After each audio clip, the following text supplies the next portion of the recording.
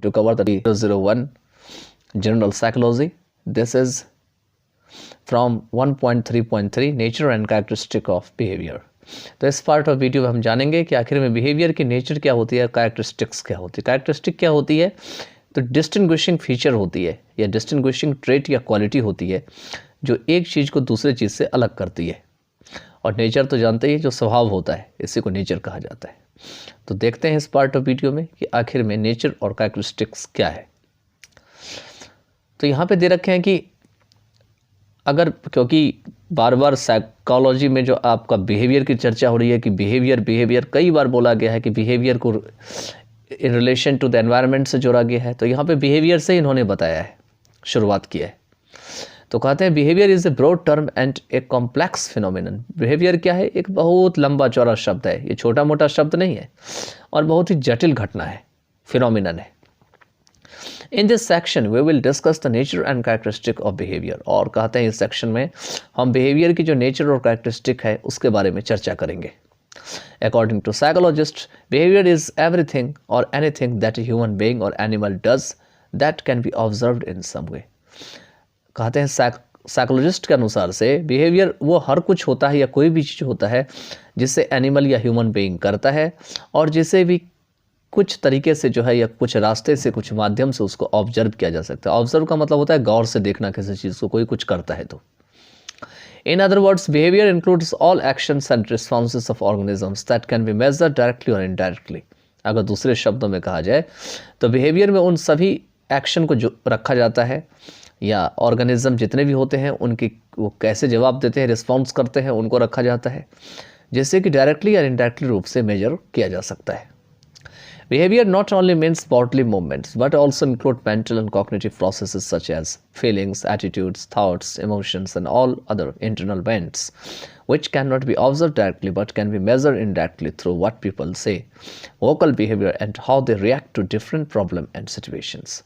यहाँ पे एक बात कही गई है कि बिहेवियर को केवल बॉडीली मूवमेंट, मतलब हाथ पैर हिलाते हैं, सिर हिलाते हैं, आँख पलक झपकते हैं, तो इस सब से केवल नहीं जो है जाना जाता है, बल्कि इसमें हमारे दिमाग की और कॉग्निटिव प्रोसेस, कॉग्निटिव मैंने पहले भी बताया था, कॉग्निटिव में आपकी फीलिंग आती है, एटीट्यूड आती है, थॉट, इमोशन और जितने भी हमारे अंदर में हलचल हो रही होती है उसी को इंटरनल वेंट कहा जाता है। ये सारी चीज़ें जो है वो आपका कॉग्निटिव में आती है। Which can not be observe directly, जिससे कि हम सीधा नहीं देख सकते या जिससे कि सीधा ऑब्जर्व नहीं किया जा सकता है, बल्कि इनडायरेक्टली रूप से मेज़र किया जा सकता है। कैसे मेजर किया जा सकता है? तो थ्रू व्हाट पीपल से, कि आखिर में उसको देख करके लोग क्या कहते हैं, वोकल बिहेवियर उनका क्या है, लोग क्या बोलते हैं और कैसे लोग अलग अलग प्रॉब्लम एंड सिचुएशन में उसका जवाब देते हैं, how they react to different problem and situation. मान के चलिए आपके सामने में किसी ने कुछ किया, ठीक है, तो वो तो बॉडीली मूवमेंट हो गया, कोई बात नहीं है, लेकिन जो भी आप सोचते हैं, जो भी आपका विचार है, जो भी आपका इमोशंस है, उस चीज़ को अगर कोई व्यक्ति प्रतिक्रिया कर रहा है, रिएक्ट कर रहा है, उसके बारे में बता रहा है, तो इसी को जो है इनडायरेक्ट मेजरमेंट कहा जाता है। क्यों इनडायरेक्ट कहा जाता है? क्योंकि इसे डायरेक्टली आपको ऑब्जर्व नहीं किया जा सकता है। अगर आप कुछ कर बैठते हैं तब तो डायरेक्टली ऑब्जर्व किया जाता है, लेकिन यहाँ पर में क्योंकि फीलिंग की बात हो रही है, एटीट्यूड, थॉट्स की बात हो रही है और जितने भी इंटरनल वेंट्स चलते हैं उसकी बात हो रही है, तो इसे खास करके लोगों की क्या प्रतिक्रिया होती है आपके प्रति, तो उसके हिसाब से मेज़र किया जा सकता है। तो इस पैराग्राफ में यही दे रखा था कि बिहेवियर जो है एक छोटी मोटी बात नहीं है, बहुत लंबी चौड़ी कहानी है और साइकोलॉजिस्ट के हिसाब से ह्यूमन बीइंग या एनिमल जो भी करता है या जिसको ऑब्जर्व किया जा सकता है किसी तरीके से, उसी को बिहेवियर कहा जाता है। बिहेवियर में ऑर्गेनिज्म के सारे एक्शंस और जो रिस्पॉन्स होते हैं वो सारे शामिल होते हैं, जिससे डायरेक्टली या इनडायरेक्टली रूप से मेज़र किया जा सकता है। डायरेक्टली रूप से तो ऑब्जर्व किया जा सकता है, मेज़र किया जा सकता है, और इनडायरेक्टली रूप से अगर देखा जाए तो उसे आपको खास करके जो इंटरनल इवेंट्स होते हैं या कॉग्निटिव प्रोसेस होते हैं उसको आपको इनडायरेक्टली रूप से मेज़र किया जा सकता है। जो मेंटल होते हैं उसको भी इनडायरेक्टली रूप से मेज़रमेंट किया जा सकता है, लेकिन बॉडीली मूवमेंट्स वगैरह जो होती है उसको आपको डायरेक्टली रूप से जो है मेज़र किया जा सकता है। तो नेक्स्ट देखते हैं आगे क्या दे रखे हैं इसमें। नेक्स्ट इसमें दे रखे हैं कि we will now consider some of the general characteristic of human behavior as described by परमेश्वर एंड वीना। कहते हैं कि ह्यूमन बिहेवियर की जो कुछ साधारण सी डिस्टिंग्विश करने वाली क्वालिटी है उसके बारे में अब हम विचार करेंगे, जो परमेश्वरम और वीना के द्वारा जो है डिस्क्राइब की जाती है 1988 में और 2002 में। अब दे रखे हैं इसमें फैक्टर्स के ऊपर। तो पहला इन्होंने दे रखा है जो परमेश्वरम और वीना के द्वारा दिया गया है कि behaviour is influenced bye A number of factor. इसे कई सारे कारक के द्वारा प्रभावित किया जाता है। अब कौन कौन से कारक हैं जिसके कारण से बिहेवियर में बदलाव आती है? तो behaviour is influenced by number of factors such as biological, cultural, social, environmental, past experience, motivational, emotional and cognitive, that is feeling, emotions, motivation, thoughts etcetera. तो बिहेवियर को बहुत सारे ऐसे फैक्टर हैं जिसके द्वारा इन्फ्लुएंस किया जा सकता है, जैसे बायोलॉजिकल आती है, कल्चरल आती है, सोशल, एनवायरमेंटल और पास्ट की आपके क्या एक्सपीरियंस है, मोटिवेशनल क्या है, इमोशनल क्या है, कॉग्निटिव क्या है, जैसे फीलिंग, इमोशंस, मोटिवेशन, थॉट सब आ जाती है। तो बिहेवियर को प्रभावित करने के केवल एक ही फैक्टर नहीं होता है, ये सारे फैक्टर्स होते हैं। नेक्स्ट कहते हैं कि बिहेवियर वेरीज इन कॉम्प्लेक्सिटी। कहते हैं बिहेवियर तो कठिन विषय तो है ही है, लेकिन उसमें भी ये अंतर लाता है, इसमें भी ये परिवर्तन लाता है, वेरी करता है, ये एक तरह का नहीं होता है। फॉर एग्जाम्पल यहाँ पे दे रखे हैं कि behaviour can be as simple as picking a pen, waving a friend और reflex responses like sneezing etcetera. Behaviour जो है, अगर आप पेन उठाते हैं तो उतना ही आसान हो सकता है जितना आप सोचते हैं पेन उठाते समय। अगर आप फ्रेंड को हाथ दे के इशारा करते हैं या मान के चलिए छींकते हैं, तो ये सारे रिफ्लेक्स रिस्पॉन्सेस होते हैं, ये सब सारी चीज़ें बिहेवियर होती है। Some other behaviours include certain skills which become a habit over a period such as playing guitar, cycling etcetera. और कुछ अदर प्रकार की बिहेवियर होती है जिसमें कुछ खास जो स्किल्स इंक्लूड होते हैं, खास करके जो कि समय के साथ या काफ़ी लंबे समय के साथ एक हैबिट सी बन जाती है। जैसे कि मान के चलिए आप गिटार बजाते हैं या साइकिल चलाते हैं, साइकिलिंग करते हैं। Yet some other behaviors involves complex activities like repairing car। लेकिन फिर भी अभी कुछ और भी बिहेवियर होते हैं जिसमें कॉम्प्लेक्स एक्टिविटीज शामिल होती है, जैसे कि कार को रिपेयर करना।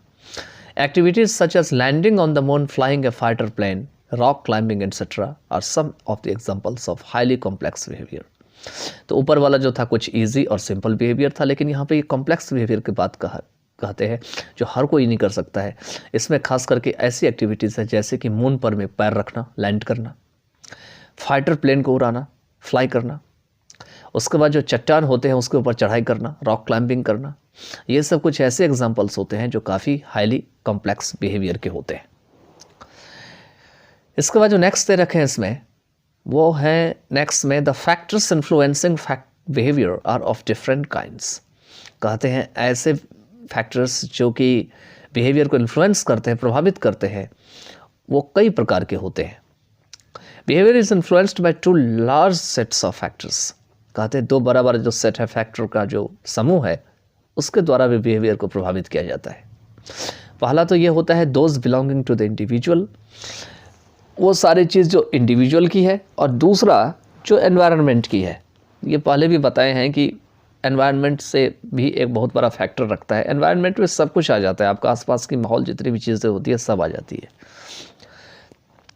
तो इसमें दे रखे हैं factors pertaining to an individual can be categorised under physiological, biological needs such as hunger, thirst etcetera, and psychological just such ideas, opinions, attitude etcetera. कहते हैं ऐसे फैक्टर्स जो कि व्यक्ति से संबंधित होते हैं, पर्टेन होते हैं, इसे श्रेणी में रखा जा सकता है फिजियोलॉजिकल और साइकोलॉजिकल में। फिजियोलॉजिकल में बायोलॉजिकल नीड्स होती है, हमारे शरीर की क्या क्या ज़रूरत है, हमें भूख लगती है, प्यास लगती है, खाना खाते हैं, बहुत सारी चीज़ें करते हैं जो हमारी बायोलॉजिकल नीड्स को पूरा करता है। और अगर ये बायोलॉजिकल नीड्स पूरा नहीं होगा तो शायद किसी ऑर्गेनिज्म का ठहरना जो है बड़ा असंभव सा हो जाता है। और सेकंड जो है आपका, यह है आपका साइकोलॉजिकल में आपके विचार कैसे हैं, आइडियाज़ कैसे हैं, आपके जो ओपिनियंस है, अपना खुद का जो राय है वो कैसा है, एटीट्यूड्स कैसा, आपका रवैया कैसा है, ये सारी साइकोलॉजिकल में है। तो ये है आपका जो खास करके ज़्यादातर इंडिविजुअल्स रिलेटेड है। एनवायरनमेंट की अगर बात करें इसमें, तो environmental factors include physical surroundings, family and friends, the larger society and even the overall culture and social background. मतलब इसमें सारे वो फैक्टर्स शामिल होते हैं जो हमारे भौतिक जो वातावरण है, आसपास के माहौल है, उसको क्रिएट करती है। खास करके आसपास में हमारे फैमिली होते हैं, फ्रेंड्स होते हैं, बहुत बड़ी सी एक हमारी समाज होती है, और यहाँ तक कि मिला जुला करके जो कल्चर और सोशल बैकग्राउंड है, ये भी हमारे बिहेवियर को प्रभावित करते हैं। अब जो नेक्स्ट है इसमें वो है इंडिविजुअल डिफरेंसेस। इंडिविजुअल डिफरेंसेस है आपका कि हर एक व्यक्ति एक दूसरे से अलग होता है, इसी को इंडिविजुअल डिफरेंस कहा जाता है। हमारे थिंकिंग दूसरे के थिंकिंग से अलग होता है, हम जो सोचते हैं हो सकता है सामने वाला ना सोचे, तो इसी को इंडिविजुअल डिफरेंस कहा जाता है। The behavior also varies from one person to other as well as from one group of people to the other group of people. People differ in their physiological and bodical conditions, in their past experiences, in their abilities, in their background, etc.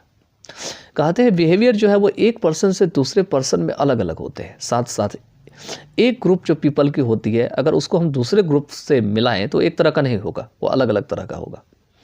अगर आप यहाँ पर में group बना के रहते हैं और इसी ग्रुप को आप दूसरे ग्रुप से मिलान करेंगे तो आपको ग्रुप के जो लोग हैं उनके विचार अलग होते हैं, तो इसी को इंडिविजुअल डिफरेंस कहा जाता है। People differ in their physiological and bodily conditions. Physiological मतलब हुआ कि आप किस हिसाब से खाना पीना खाते हैं, क्या सोचते हैं, कैसे आपका विचार है, ये सारा आपका फिजियोलॉजिकल में आ जाता है।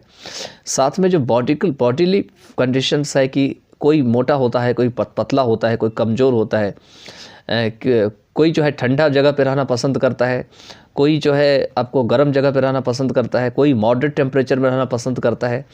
तो ये कैसे कर लेता है, क्योंकि उसका बॉडी इस टाइप का बना होता है कि वो वहाँ पर में अपने आप को टॉलरेट कर लेता है।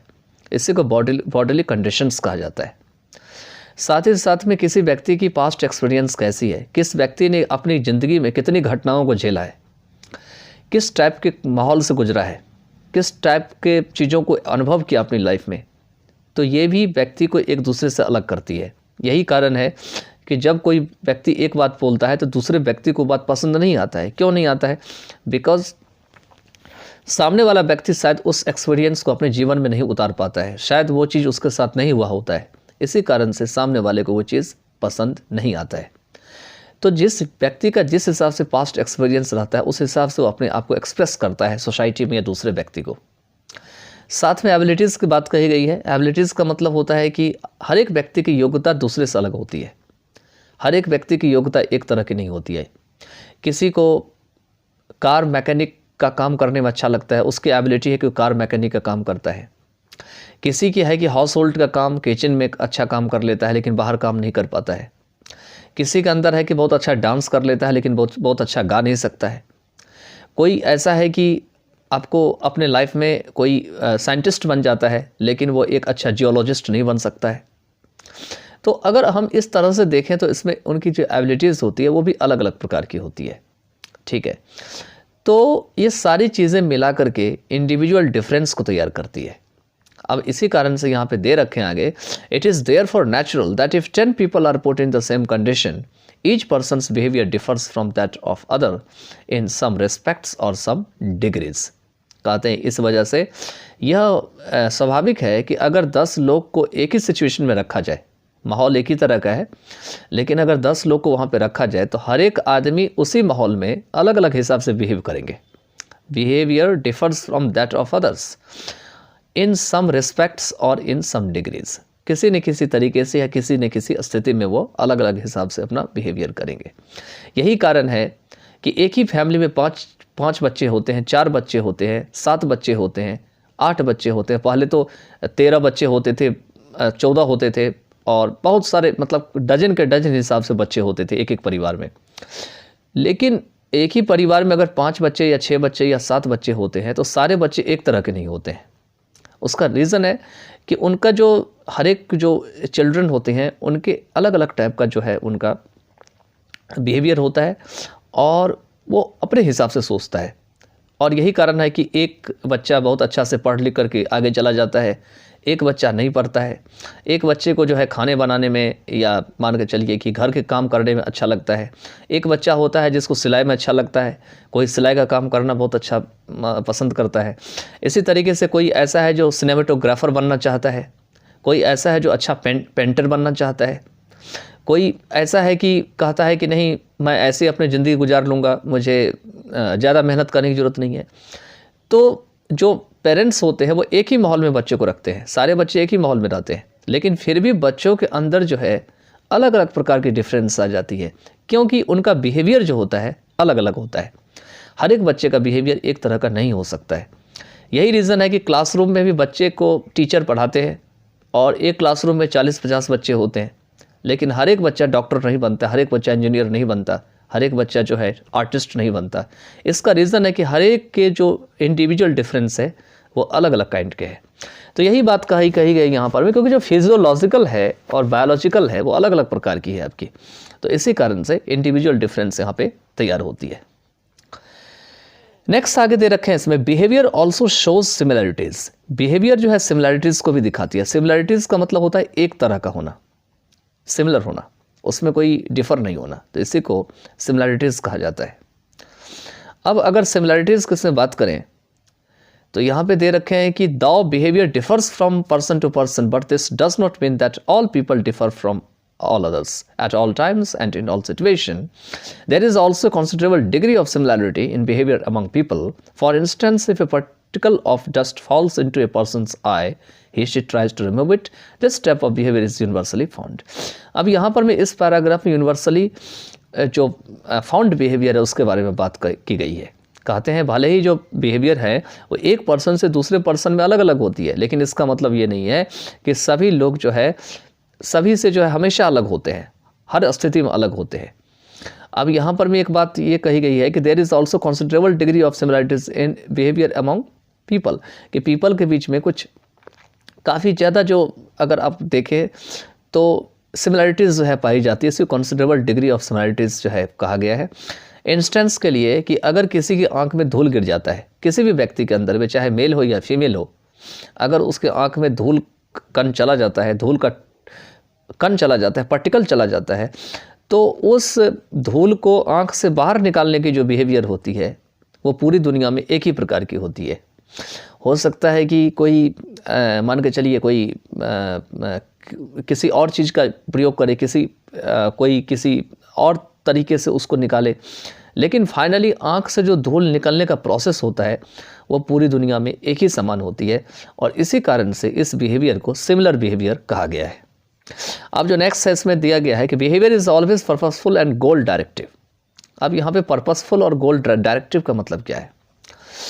तो पर्पसफुल का मतलब है कि जो भी बिहेवियर हम करते हैं उसका कुछ ना कुछ हमारा पर्पस होता है, क्योंकि बिना पर्पस के तो कोई बिहेवियर होने वाला है नहीं।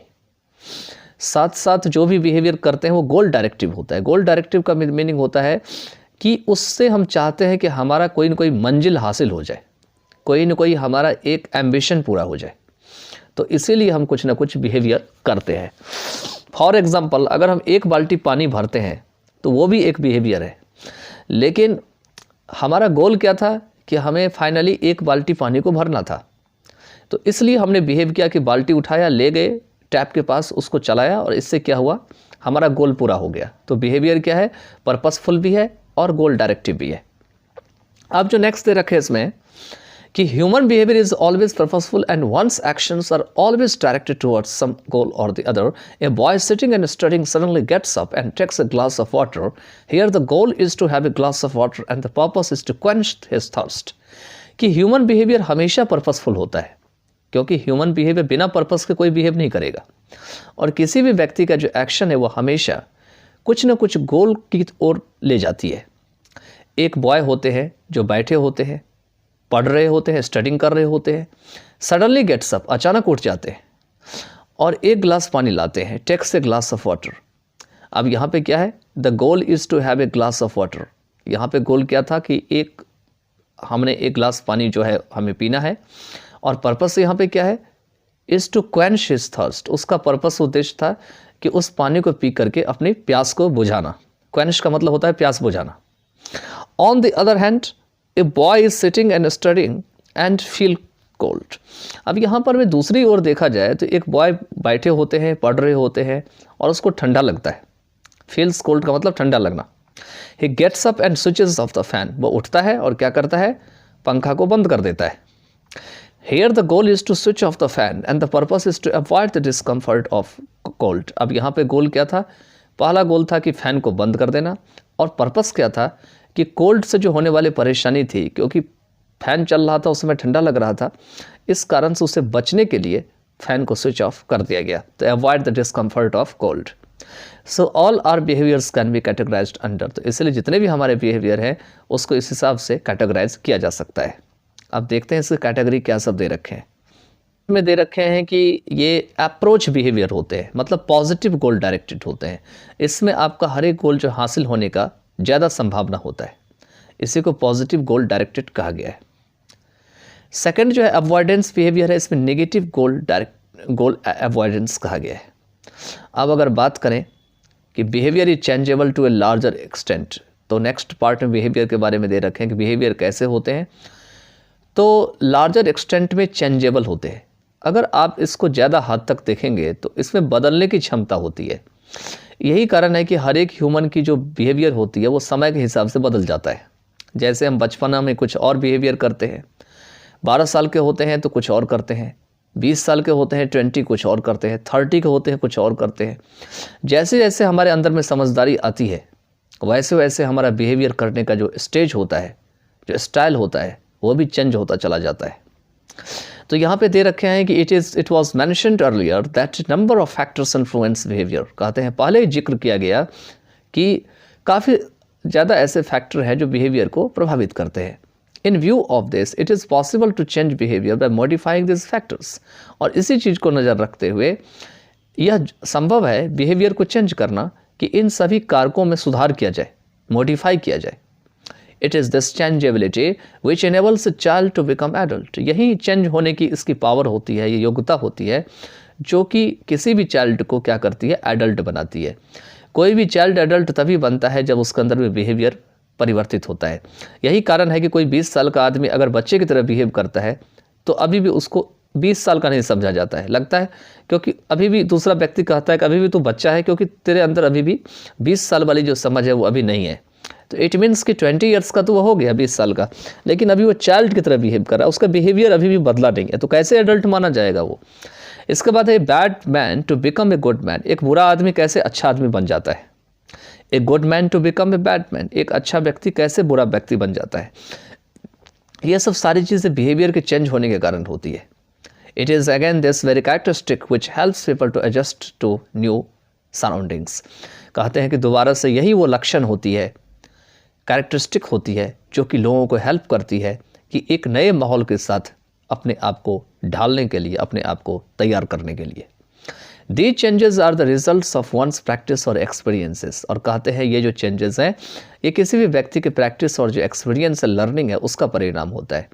ये नहीं होता है कोई नए माहौल में जाके अचानक से ढल जाएगा। उसको किसी भी माहौल में जाके ढलने में उसको वक्त लगता है, उसको वहाँ पे प्रैक्टिस करनी होती है, उसको वहाँ पे चीज़ों को सीखना होता है।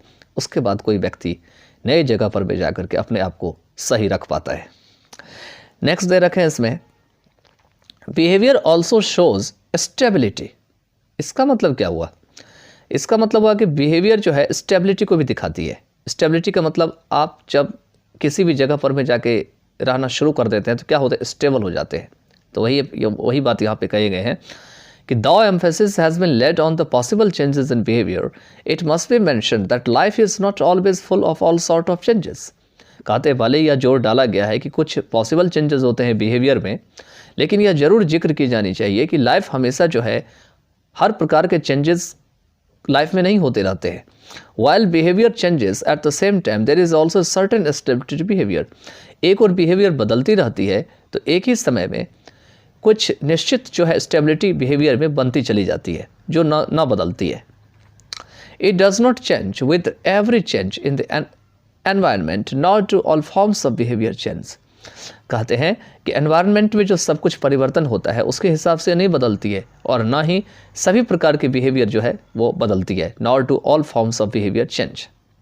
Human behaviour shows a lot of stability. Human behaviour में बहुत सारी स्टेबिलिटी होती है। For instance, you may still find your grandmother preferring old ideas and old ways of life though she is living in an ultra modern society. कहते हैं कि आप अभी भी अपने ग्रैंडमदर को देख सकते हैं कि पुराने विचार को वो ज़्यादा पसंद करती है, पुराने जो जिंदगी को जीने का तरीका है उसको पसंद करती है, भले ही वो अभी मॉडर्न सोसाइटी में रह रहे हैं जहाँ पर में कि उनकी जो पुरानी जो विचार थी वो अभी उस हिसाब से नहीं रह पा रही है। उसी को अल्ट्रा कहा जाता है यहाँ पे। नेक्स्ट में दिए गए हैं कि बिहेवियर इज़ इंटीग्रेटेड। अब यहाँ पे बिहेवियर इंटीग्रेटेड का मतलब है कि बिहेवियर को इंटीग्रेट करके रखा जाता है। नेक्स्ट दे रखे हैं इसमें कि as already mentioned behaviour is influenced by number of factors and a variety of purpose. जैसे कि पहले ही जिक्र किया गया है कि बिहेवियर को जो है बहुत सारे फैक्टर से प्रभावित किया जाता है और बहुत सारे पर्पस के लिए किया जाता है। Every human being has physiological, psychological, personal and social purposes. हर एक ह्यूमन बीइंग्स की जो है कुछ फिजियोलॉजिकल, साइकोलॉजिकल और पर्सनल और सोशल पर्पस होती है। मैंने सारे वर्ड को पहले से एक्सप्लेन कर रखा है कि फिजियोलॉजिकल क्या होती है, साइकोलॉजिकल क्या होती है और पर्सनल और सोशल पर्पस क्या होती है। नेक्स्ट पैराग्राफ में है ही she has also been the subject of different learning experiences. वह बहुत सारे लर्निंग एक्सपीरियंसेस के जो अलग अलग होते हैं उनका भी विषय बनता चला जाता है। In spite of all this behaviour always shows N order and hierarchy of purposes. कहते हैं इन सभी चेंज के बावजूद भी या सभी चीज़ों के होने के बावजूद भी बिहेवियर हमेशा एक ऑर्डर को दिखाती है और एक के बाद एक पर्पस आपका क्या होना चाहिए लाइफ में, उसी को हायरार्की ऑफ पर्पस कहा जाता है, उसको दिखाती है। Every individual behaves as a total person, and this process of the organization of different purposes, different learning and different influencing factors results in an integration of behavior. हर एक individual जो है एक टोटल पर्सन के रूप में behave करता है और ये जो प्रोसेस होती है ऑर्गेनाइजेशन की अलग अलग पर्पसेस की, ठीक है, डिफरेंट लर्निंग और डिफरेंट इन्फ्लुएंसिंग फैक्टर्स की, वो एक इंटीग्रेशन ऑफ बिहेवियर के रूप में रिजल्ट करती है या उसका परिणाम बनती है। नेक्स्ट दे रखे इसमें thus an individual put in different situations still shows certain characteristic ways and style of behavior which helps us to understand and predict his or her behavior। कहते इस तरीके से इंडिविजुअल जो होते हैं अगर उसको अलग अलग अगर सिचुएशन में उसको रखा जाता है, ठीक है, अलग अलग सिचुएशन में उसको ले जाया जाता है तो अभी भी वो खास जो कैरेक्टरिस्टिक लक्षण होते हैं, तरीके उसके ज़िंदगी को जीने का वो दिखाते हैं, अपनी बिहेवियर के स्टाइल को दिखाते हैं, जो कि यह समझने में हमें मदद करती है और साथ में उसके जो फ्यूचर में क्या होने वाला है उसके बारे में भविष्यवाणी करने के ने हमें हेल्प करती है। उसी को प्रिडिक्ट कहा जाता है। वी ऑफन से Ram is a pleasant person. हम अक्सर कहते हैं कि राम एक खुशनुमा आदमी है, खुश रहता है, प्लेजेंट पर्सन है। Govind is an unpleasant person. Govind एक दुखी आदमी है, हमेशा दुखी रहता है। Krishna is a social person and so on. Krishna जो है वो समाज में घुल मिल के रहने वाला आदमी है, आदि सो ऑन दे रखा है यहाँ पे। Psychologist use the term personality to describe this process of integration. Psychology क्या करते हैं, पर्सनैलिटी के जो शब्द है या टर्म है उसका यूज़ करते हैं जिससे कि इंटीग्रेशन की जो प्रोसेस है उसको वो डिस्क्राइब कर सके। The greater the degree of integration in a person's behavior, the more effective his behavior is likely to be। कहते हैं जितना ज़्यादा पर्सन्स की बिहेवियर की इंटीग्रेशन की स्तर होती है, लेवल होती है, डिग्री होती है, उतनी ही ज़्यादा उसकी जो बिहेवियर होती है वो इफ़ेक्टिव होने की संभावना होती है। It can therefore be appreciated that behavior is a complex phenomenon and studying behavior is not an easy task। कहते इस कारण से यह प्रशंसा किया जा सकता है, अप्रिशिएट किया जा सकता है कि बिहेवियर एक कठिन घटना है, फिनोमिनन है और बिहेवियर को स्टडी करना ये कोई आसान काम नहीं होता है। Is not an easy task.